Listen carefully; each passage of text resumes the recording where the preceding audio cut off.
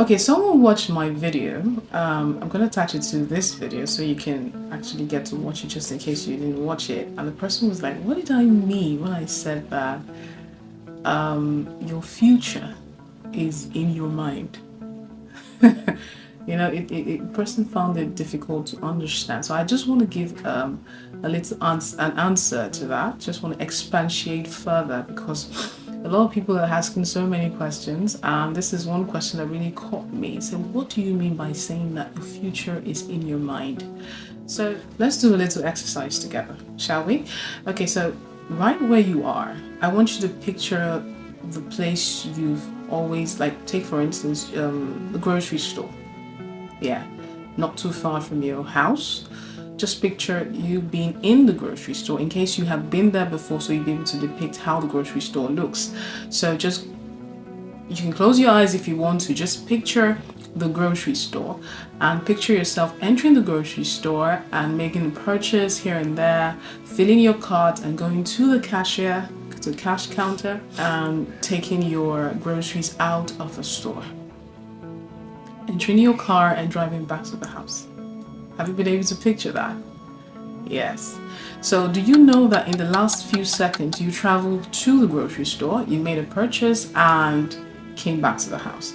Now the purchase that you made, you could decide to say, okay, after this video today, you will drive down to the grocery store, make the purchase, what you need to purchase, and come back the same way you wear the same outfit you said you wanted to wear, and you go to the grocery store, go to just buy the same thing you had in your mind to buy, and then drive back to your house. That's what I meant when I said the future is in your mind. It is that easy for you to picture exactly where you want to be and exactly what you want to do right from where you are seated. So that's like the nearest future. Now think about 2 weeks from now.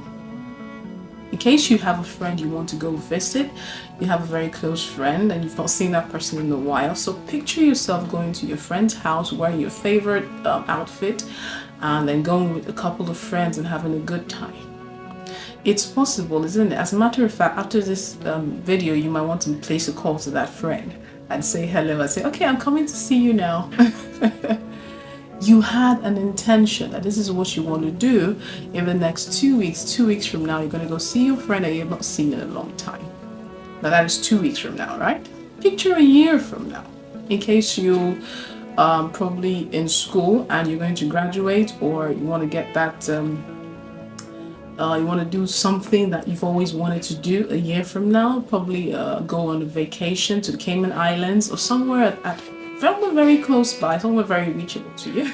You can say, okay, the next 1 year, this is what I want to do. Can you picture that in your mind?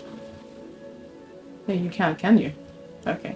So here's what I want to do. I want to picture in my mind that I'm going to be going to Buckingham Palace to visit the King of England. It's possible, isn't it? There we go. Most of the things that we do come from somewhere. Most of the things we do come from somewhere. We actually get to envision it before we do it. You know, I listened to a video, or I read a story about a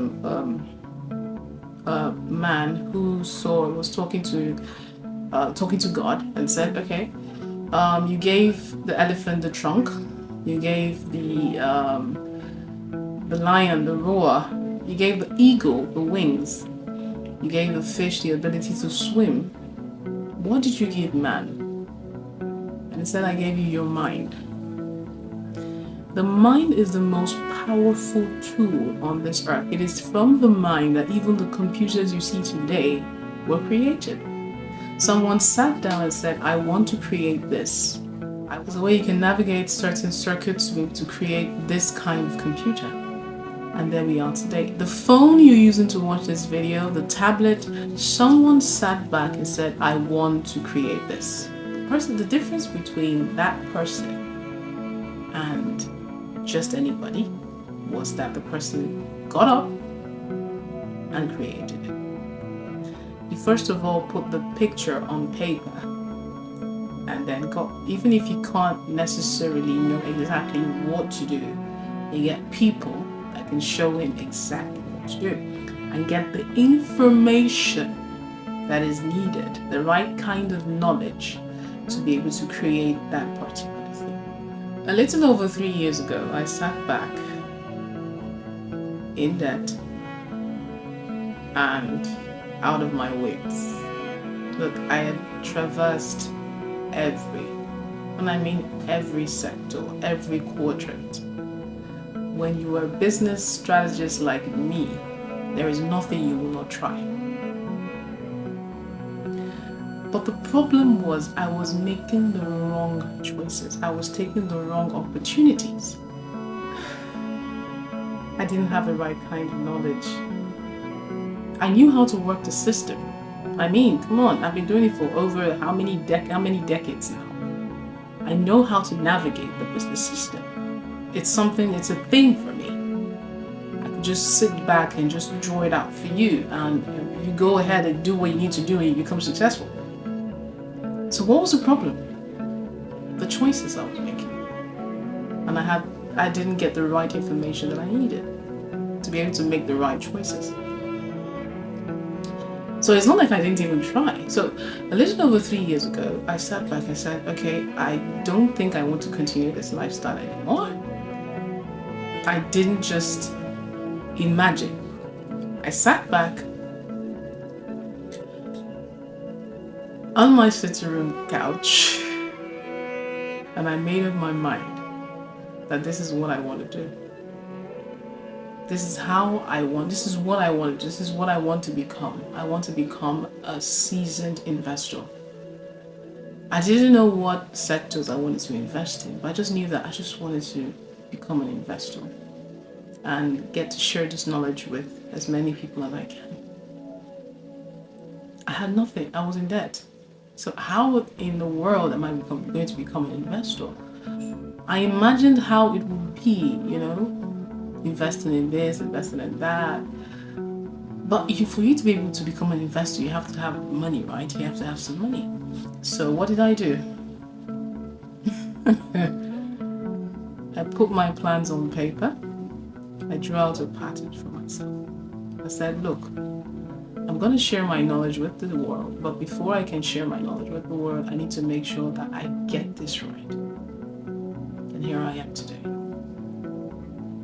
I started with nothing, and I was able to triple what I was earning before I ran into debt in 3 years.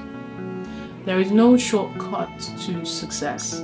You have to make up your mind that this is what you want to do, put it down, commit it to God, and run with it. Write the vision, make it plain upon tables so you'll be able to read it. So that as you read it, you'll be able to run with it. Now, whatever message you received in your mind many years ago is what has brought you to where you are today. Life, the tales that we have in this life are based on experiences that people may have had.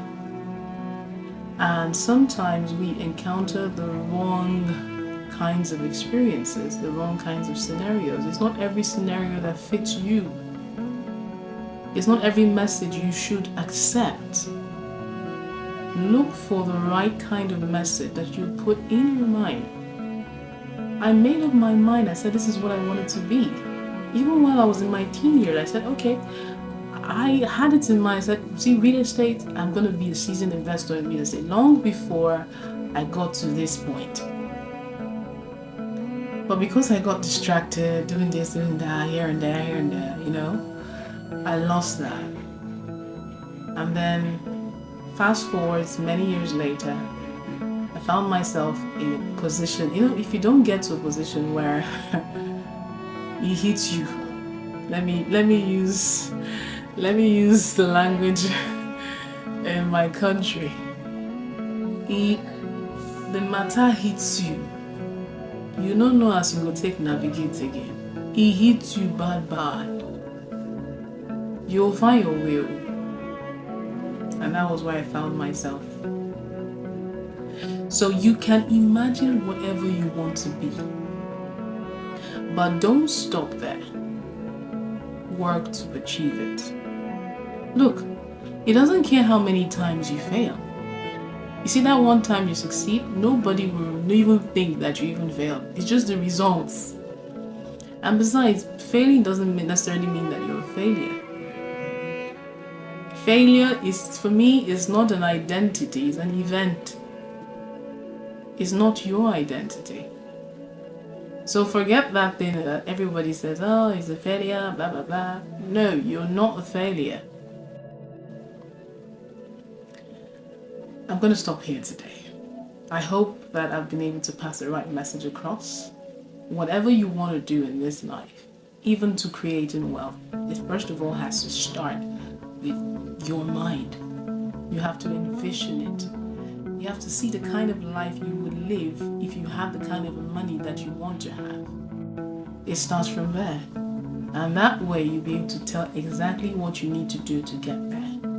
You'll be able to get the right kind of information, not just good information, the right kind of information. To be able to make the right choices. And recognize the right opportunities in order to make the right choices. And this is Esther Larry Abel saying, I move from minus to millions. You can too.